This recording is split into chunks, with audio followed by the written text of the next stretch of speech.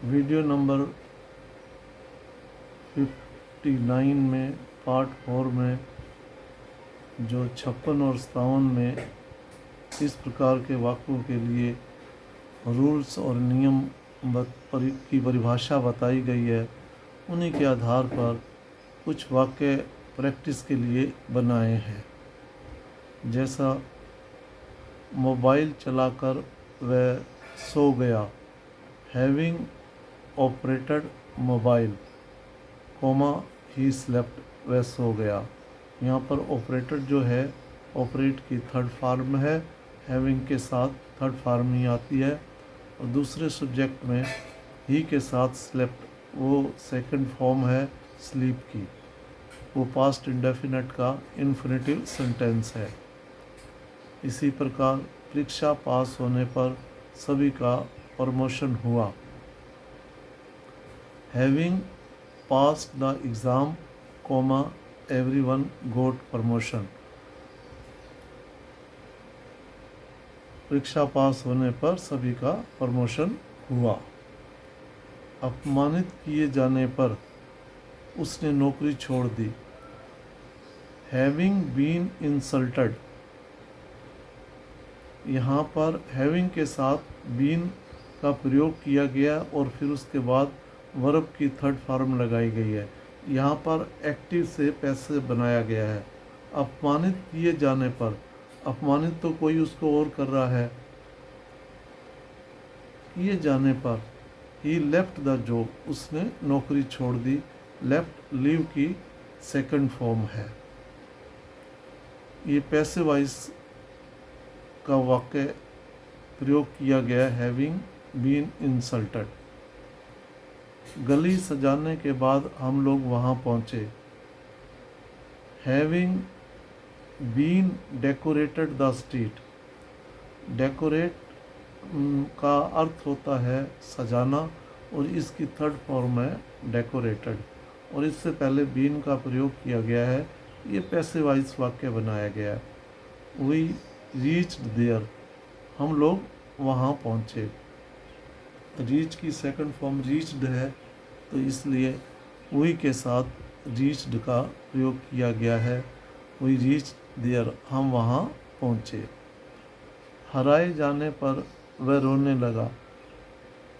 Being defeated he began to cry और he started crying।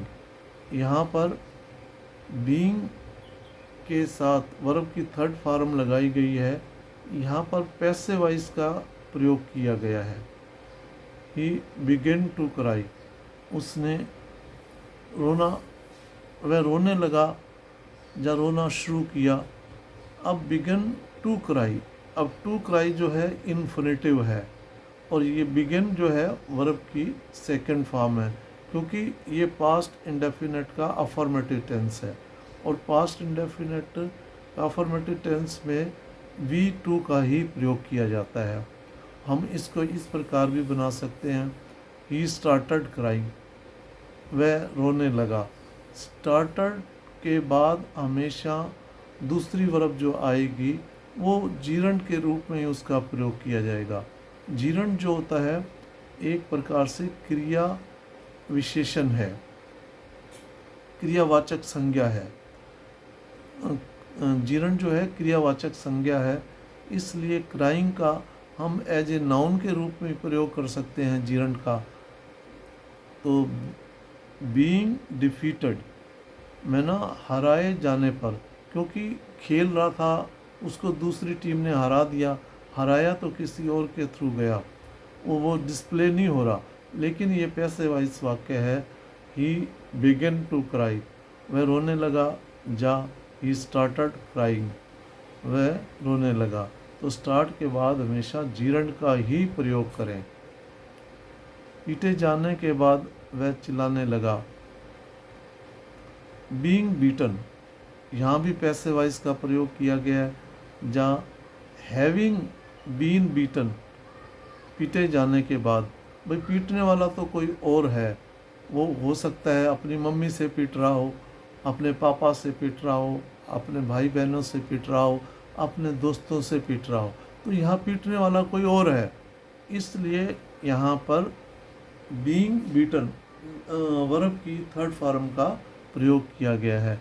दोनों ही being beaten या having been beaten ये passive voice के दोनों रूप हैं। ही स्टार्टेड क्राइंग, वह चिल्लाने लगा। तो यह स्टार्टेड के बाद हमेशा क्रियावाचक संज्ञा जीरंड का ही प्रयोग किया जाएगा। तो यहाँ पर क्राइंग जो है जीरंड है, एक प्रकार से क्रियावाचक संज्ञा है, इसको नाउन के रूप में भी प्रयोग किया जाता है। इस प्रकार यहाँ पर हैविंग बीइंग के एग्जाम्पल देकर उनके पैसिव वॉइस एक्टिव वॉइस आपको वाक्यों की प्रैक्टिस कराई जा रही है, ताकि जो 56 और 57 में इनके आधार पर जो रूल्स बनाए गए थे, सेंटेंस का स्ट्रक्चर बनाया गया था, उसके बिहाफ पे ये वाक्य बनाए गए हैं, ताकि आपके मन में बैठ जाएं और आप इस प्रकार के वाक्य बनाने में आपको किसी असुविधा का सामना ना करना पड़े। मेरी यही कोशिश है। और साथ में ये भी निवेदन है कि अगर कोई इसमें त्रुटि रह गई है तो कमेंट्स करें और इसको शेयर ज़रूर करें, ताकि उन सभी बच्चों तक ये पहुंच सके जो इससे वंचित हैं। क्योंकि इसमें मैंने हिंदी में रूल्स बताने की कोशिश की है, ताकि उनके मन में आसानी से बैठ जाए और उनका कॉन्फिडेंस बने और वो बोलते समय इस प्रकार के वाक्य बना सके। जय हिंद।